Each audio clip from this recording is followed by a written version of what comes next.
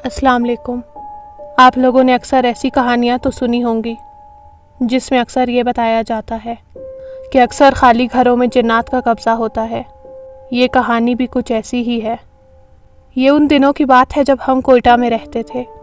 हमने नया मकान ख़रीदा था।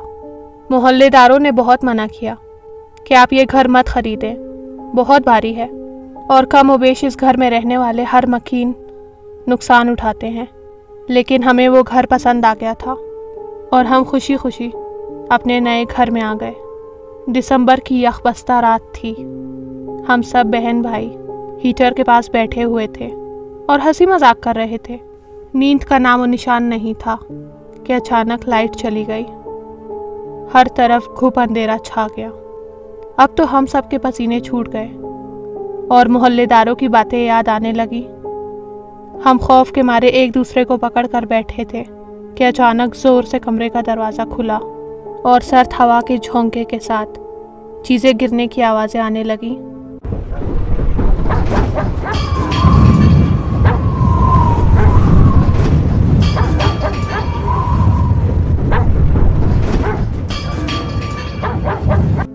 हम चीखो पुकार कर रहे थे।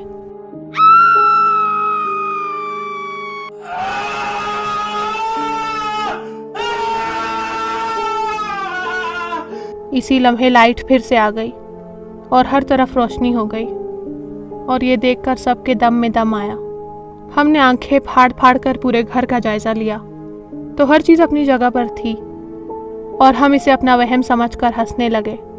खैर सुबह की रोशनी फैली तो हम नाश्ते की तैयारी में मसरूफ़ हो गए। किचन के अंदर जैसे ही पाँव रखा, अलमारी का दरवाज़ा एक धमाके से खुला और बर्तन हमारे सर पर आकर गिरे। हम सब चीखें मारते हुए किचन से बाहर की तरफ भागे।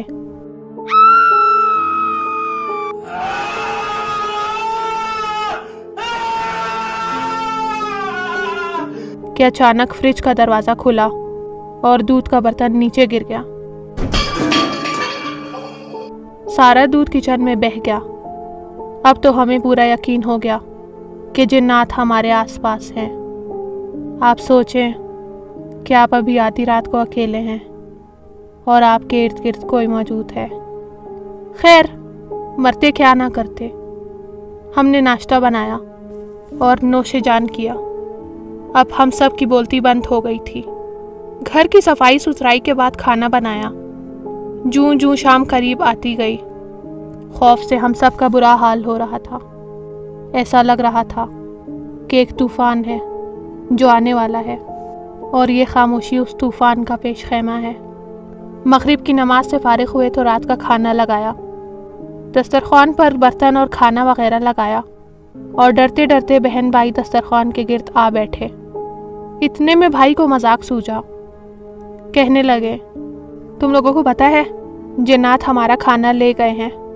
हम सब खौफजदा हो गए और डरते डरते रोटी का डब्बा खोला तो एक चीख के साथ ढक्कन फेंक दिया क्योंकि डब्बा बिल्कुल खाली था। इसमें एक भी रोटी नहीं थी। भाई ने मजाक उड़ाते हुए सालन का डोंगा उठाया।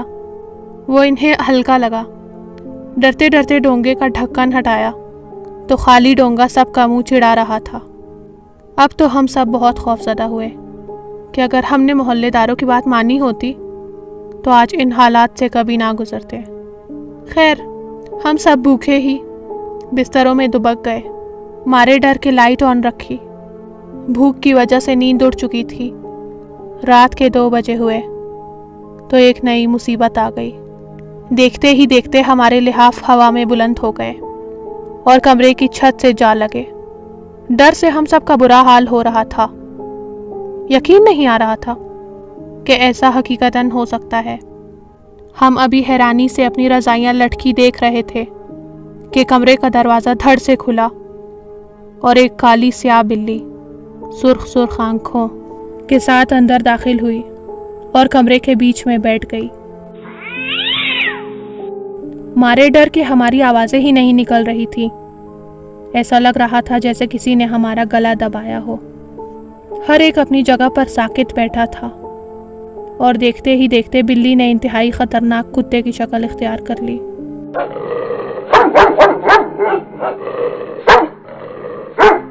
ہم سب ایک ساتھ چیخ پڑے۔ وہ کتا ہمیں خونخوار نظروں سے گھور رہا تھا۔ دیکھتے ہی دیکھتے کتا انسانی روپ میں آ گیا اور ایک چھوٹا بچہ سامنے کھڑا تھا۔ اب کیا تھا؟ مارے ڈر کے ہمیں صورتیں تک بھول گئی تھیں۔ ہم قرآنی آیات پڑھنا چاہتے تھے مگر کچھ یاد نہیں آ رہا تھا۔ اچانک وہ بچہ قد میں لمبا ہوتا گیا اور دیکھتے ہی دیکھتے اس کا سر چھت سے جا لگا۔ اس نے ہماری رضائیاں نیچے پھینک دیں۔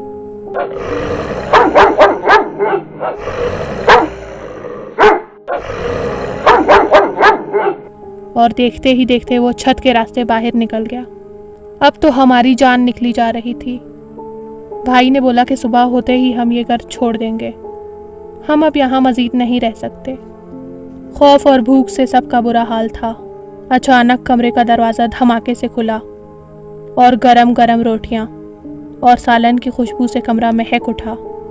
ہم سب حیران رہ گئے کہ گھر میں تو کھانا نہیں تھا تو یہ خوشبو کہاں سے آ رہی ہے، اور کوئی کچن میں بھی نہیں گیا کہ اتنے میں وہ ہوا جو ہم اپنے وہم و گمان میں بھی نہیں سوچ سکتے تھے۔ بغیر جسم کے 2 ہاتھ اندر آئے اور روٹی، سالن اور پانی رکھ کر دوبارہ سے غائب ہو گئے۔ بھوک سے نڈھال چھوٹے بھائی نے روٹی اٹھانے کو ہاتھ بڑھایا تو بڑے بھائی نے اسے منع کر دیا کہ نہ جانے کھانا کون لایا ہے، کہیں جنات نے اس میں کچھ ملایا تو نہیں۔ روٹی اور سالن جو کا توں پڑا ہوا تھا، یہاں تک کہ صبح ہو گئی۔ ہم نے وضو کیا اور نماز ادا کی اور پھر کچن کا رخ کیا۔ آج ہم چاروں بہن بھائی کچن میں ایک ساتھ گئے۔ فریج سے دودھ کا برتن نکالا جو بالکل خالی تھا، سارا دودھ غائب تھا۔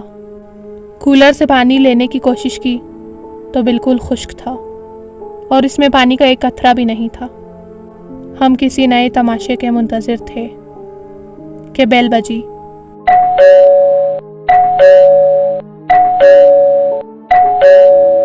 اب ڈر کے مارے کوئی باہر نہیں جا رہا تھا کہ آخر پڑوسی کی آواز آئی، باجی دروازہ کھولیں، امی نے ناشتہ بھیجا ہے۔ بھائی باہر گئے تو پڑوسی ناشتے کے 2 بڑے بڑے تھرموس لے کر آئے تھے۔ انہوں نے سب کی خیریت معلوم کی۔ انہیں بہت افسوس ہوا اور پھر سے گھر چھوڑنے کا کہہ کر چلے گئے۔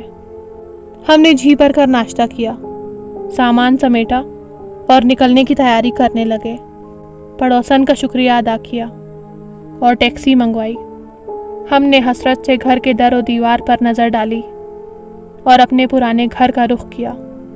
یہ گھر پرانا صحیح لیکن پرسکون تو تھا۔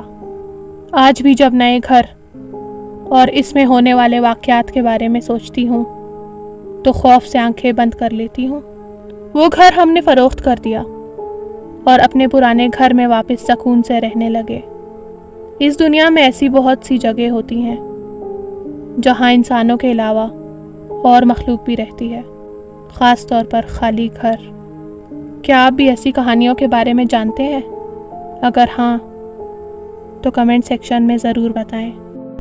When we come to see the teddy bear here to play, if you don't come play with us, then we will kill you.